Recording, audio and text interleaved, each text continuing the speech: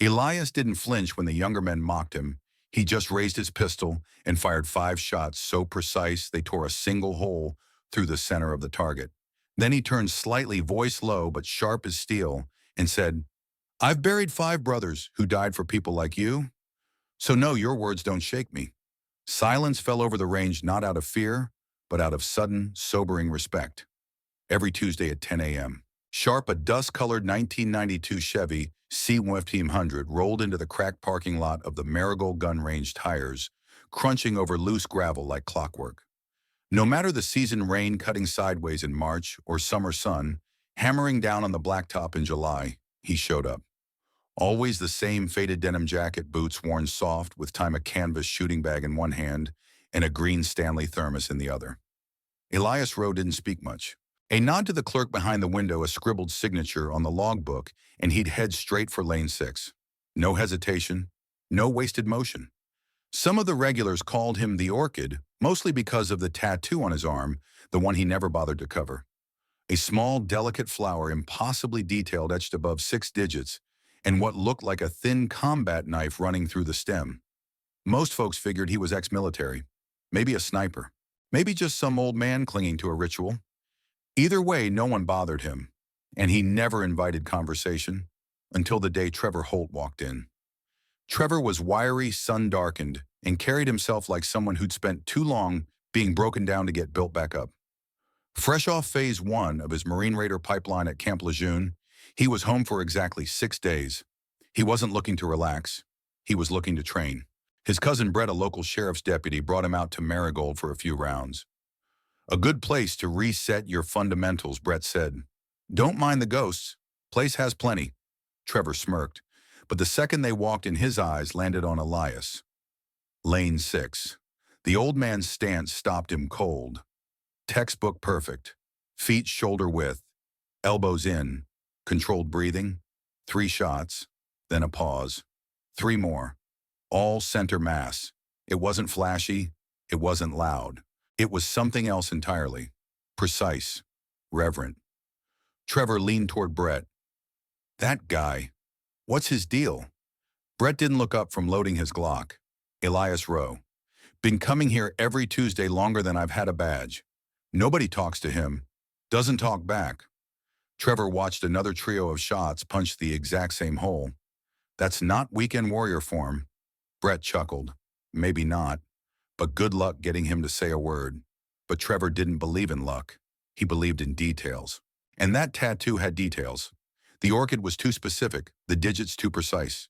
When Elias rolled up his sleeve to reload, Trevor saw the ink again, 6 numbers, small slashes carved through 5 of them, and 1 left untouched.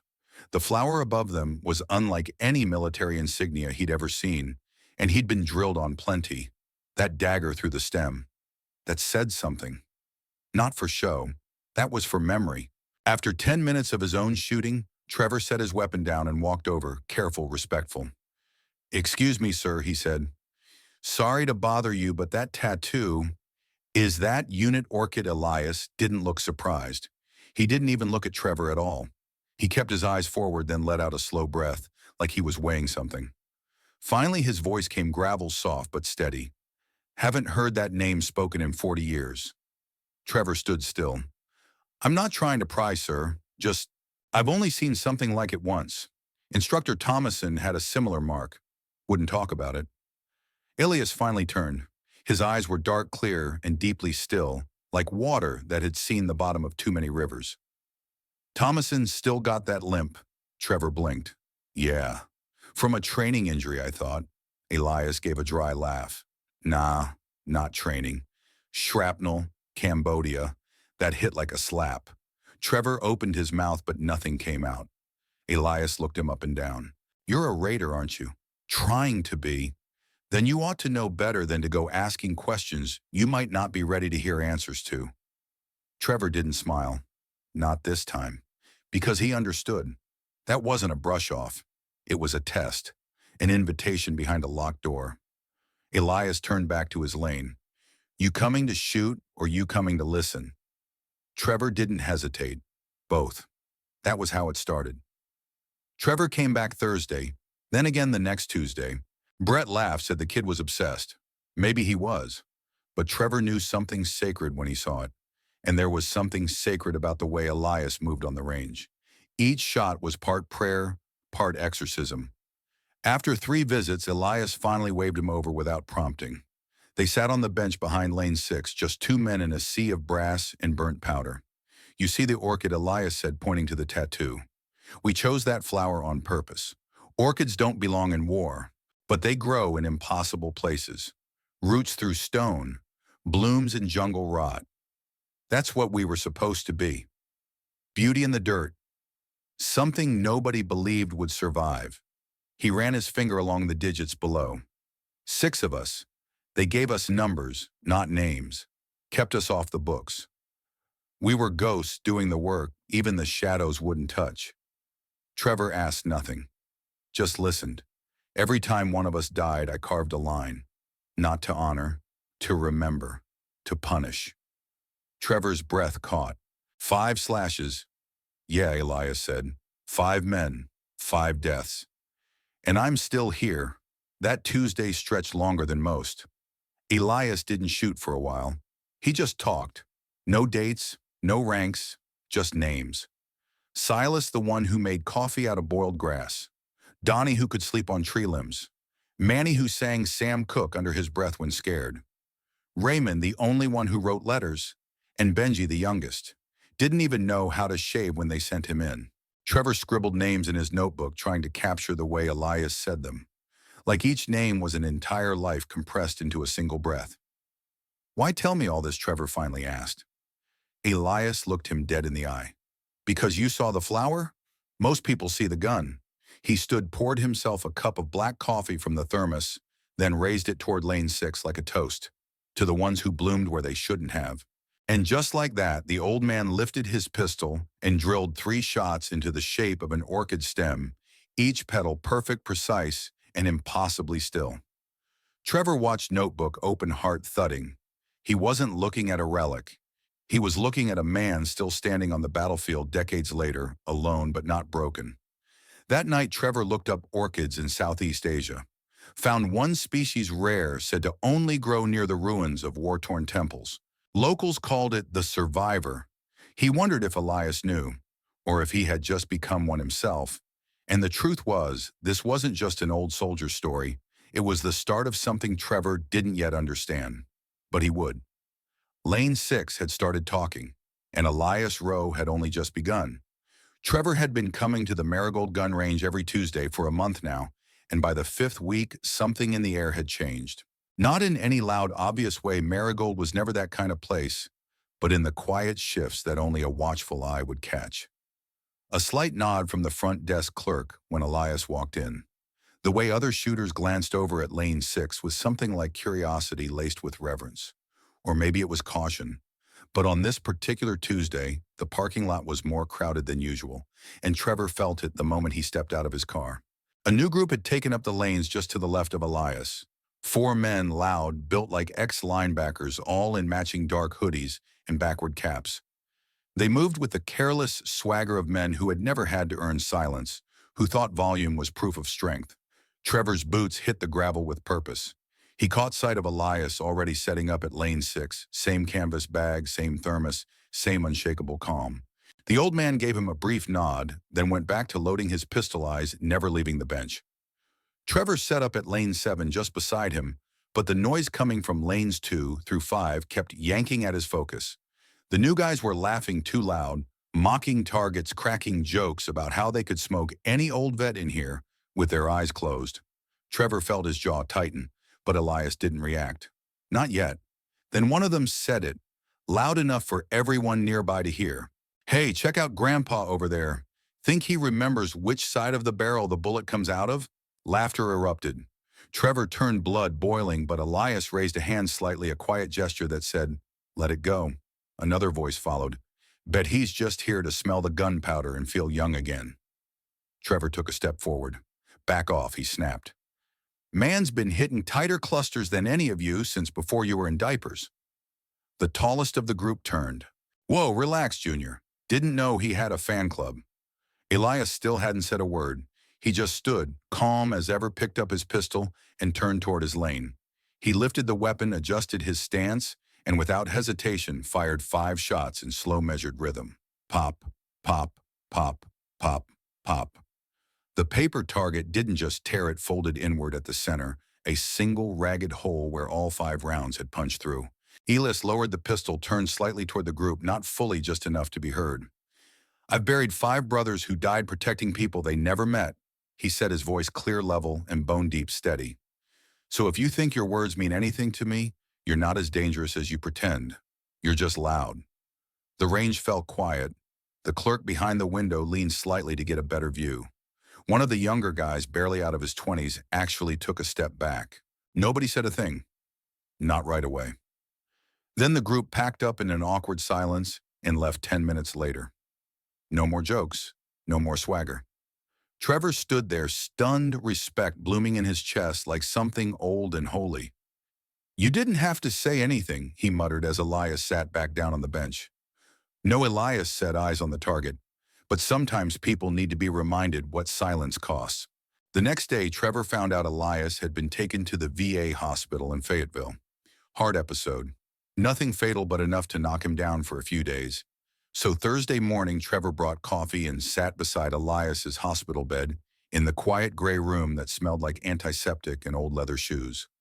Elias looked smaller there, swallowed by sheets and sensors. But his eyes were still sharp.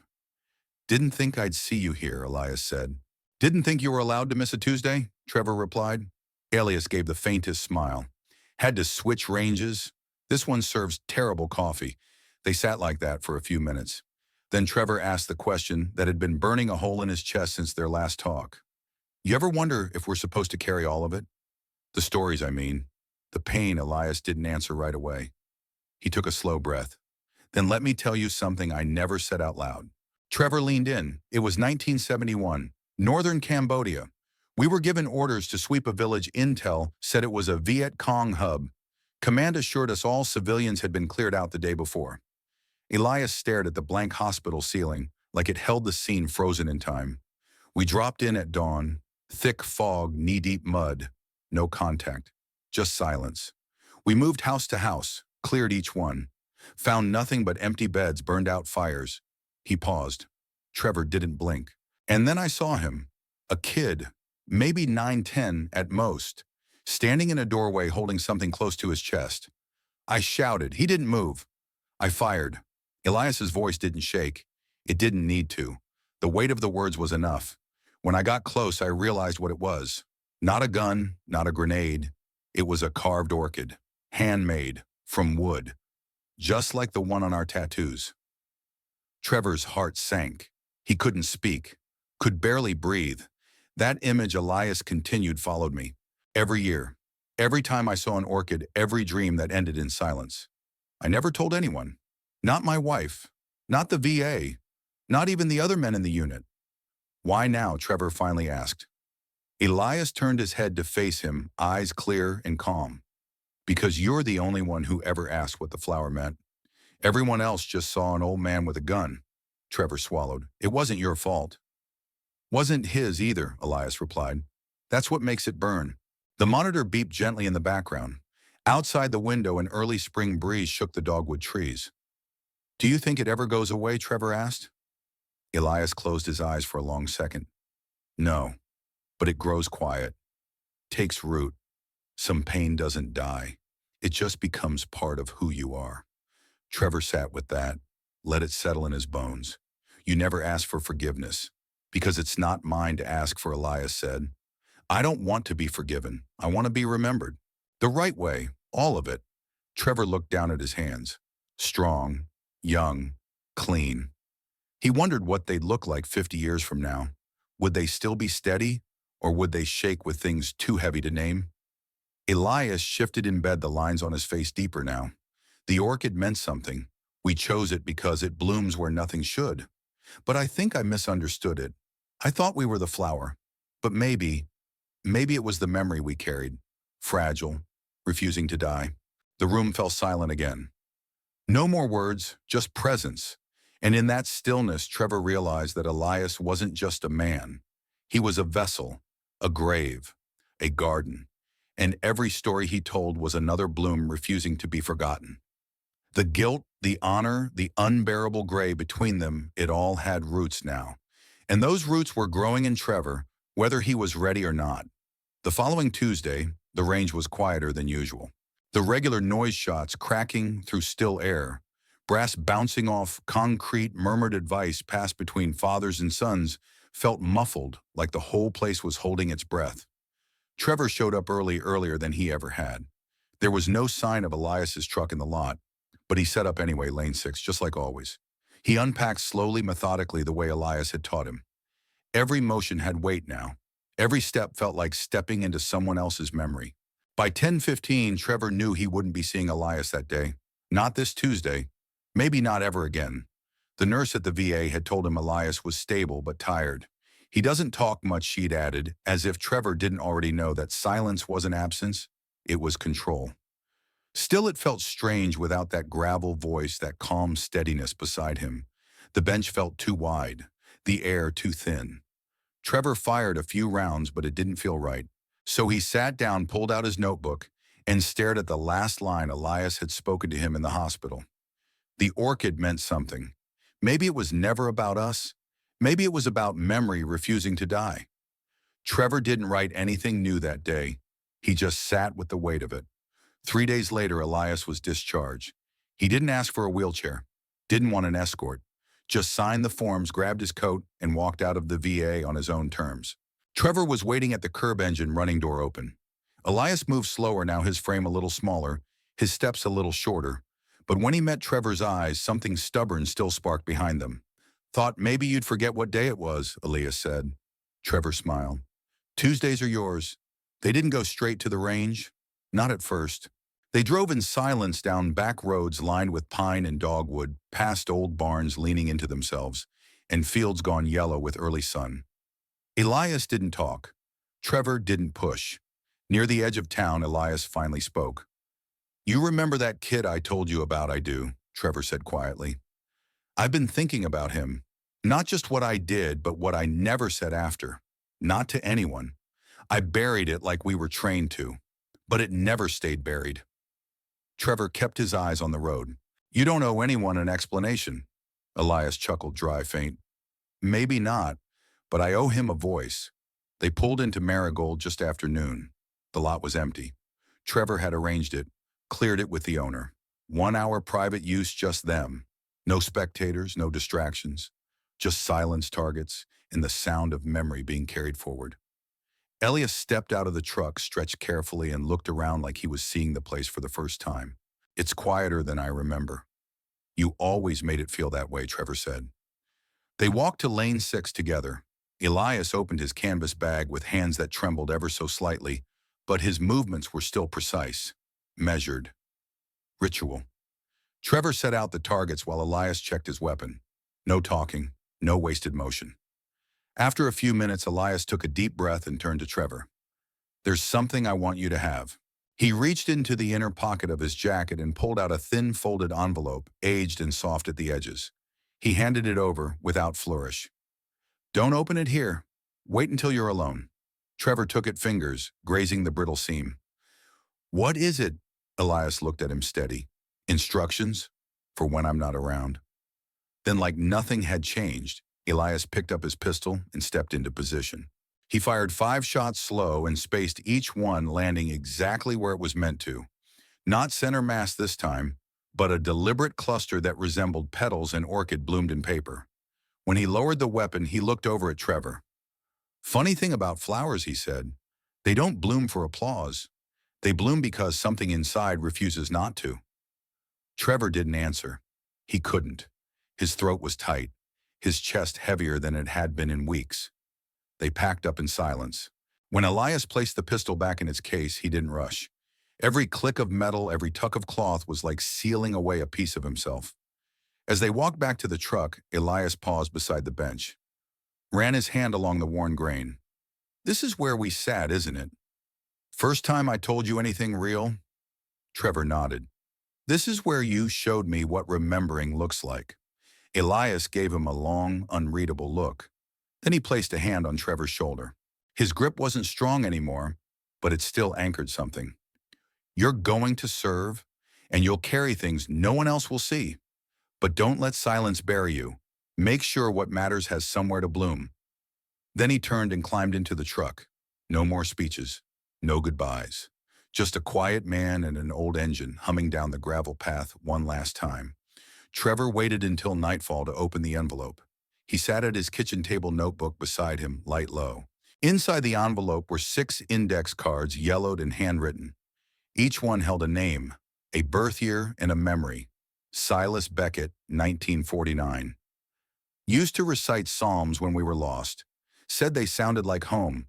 Donnie Spence, 1951. Carried a harmonica he never played. Just like the weight. Manny Ortiz, 1950. Wouldn't eat rice unless it had salt. Said flavor mattered even in hell. Raymond Pitts, 1948. Had a wife back home. Wrote her letters every Tuesday. I burned them when he didn't come back. Benji Lowe, 1952. Too young. Too good. Died with dirt under his nails and orchids in his bag. Elias Rowe, 1939. Still here. Still remembering. At the bottom of the last card in Elias's shaky handwriting was one final line. Let them bloom in memory even if they died in silence. Tucked between the cards was a pressed orchid petal, dry but beautifully intact. Its color had faded, but its shape endured, fragile, stubborn, and defiantly present. Trevor closed the notebook, placed the petal inside, and stared out the window as night gathered over Fayetteville. The next Tuesday, Lane 6 didn't feel empty. It felt watched, not haunted, not heavy, just aware. The regulars didn't ask where Elias was, but they nodded when Trevor walked by. He set up like always. Took his time. When he fired, his grouping was tighter than ever. Dead center. A bloom in the paper. Before he left, he placed one of the extra targets inside the logbook. On it, he'd written 6 names in careful ink. Above them, a single orchid. No fanfare. No signature. Just memory blooming quietly in the space where silence used to live. Some stories aren't written in books or etched into monuments. They live quietly in people, the kind of people we often walk past without ever asking the right questions. Elias Rowe was one of those people. A man who carried the weight of memory not on his sleeve but beneath his skin. Through quiet discipline, steady hands, and one fragile symbol, a single orchid, he taught us that silence doesn't mean absence. Sometimes it means survival. The story of Elias and Trevor is a powerful reminder that true strength doesn't always speak loudly. Sometimes it sits quietly at Lane 6, firing round after round with unwavering precision, not to impress but to remember. Elias didn't carry his past to be celebrated. He carried it because no one else would. And in doing so, he gave the next generation, not just Trevor, but all of us, a responsibility to witness, to honor, and to remember truthfully. One of the most moving lessons in this story is about the burden of unspoken truths. Elias lived with the pain of a single decision, a split-second reaction in the fog of war that haunted him for 50 years. He didn't seek forgiveness because he didn't believe he deserved it. But what he did seek was something far more sacred, honest remembrance. That's a lesson for all of us. In a world so eager to sanitize history, to filter pain through the lens of heroism, Elias's story challenges us to let truth bloom, even if it hurts, even if it makes us uncomfortable. For those of you who have served or have family who served, this story may resonate deeply. For those who haven't, let it serve as a bridge to understanding. Not every wound bleeds. Not every medal tells the whole story. And not every warrior returns home with their soul intact. Some return simply to be remembered not as flawless heroes, but as whole human beings, flawed, grieving, courageous in their own quiet way. To our listeners, thank you. Thank you for staying with us until the very end. At U.S. Instructive Stories, we believe these stories matter not because they're dramatic or viral, but because they remind us what it means to be human. If this story moved, you share it. If you know someone carrying silence like Elias once did, listen to them. Sometimes that's all it takes to keep a memory alive. And finally, remember this: some flowers bloom where they shouldn't. Some people do too. Make sure the world doesn't forget them. Make sure you don't. We'll see you next time right here, where stories don't just entertain, they teach.